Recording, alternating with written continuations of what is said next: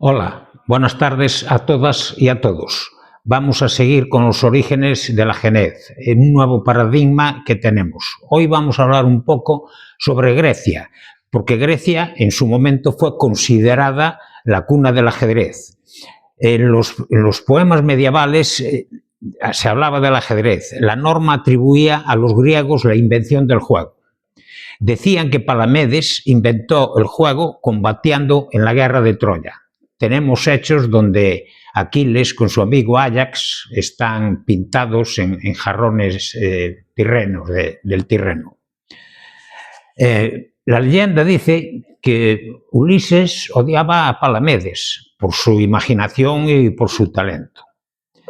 Aristóteles, Platón, Arquímedes hicieron valedores de la invención de los problemas de ajedrez, aunque ellos no fueron sus autores.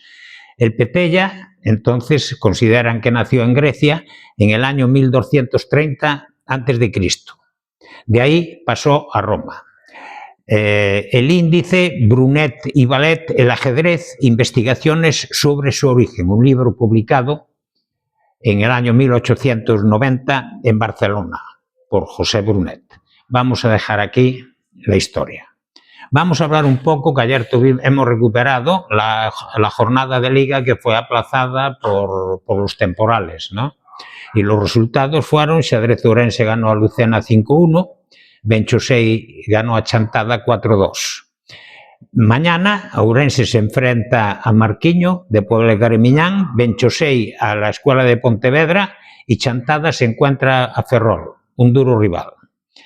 En preferente, Villa de Bouzas empató a 3 con el Universitario y el Liceo Grupo Academia Postal venció al Xadrez Ourense B por 4,5 a 1,5.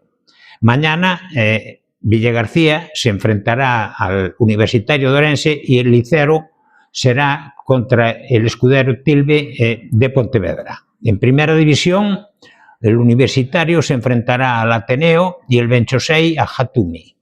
Y en segunda división, el Liceo de Ourense jugará con Xadrez Ourense E. El Benchosei con el Burgas, que es uno de los candidatos al ascenso de segunda, y el Xadrez Ourense D se enfrenta al Celanova de Sindo. Suerte para todos mañana. Y aquí finalizamos las noticias del ajedrez de esta semana.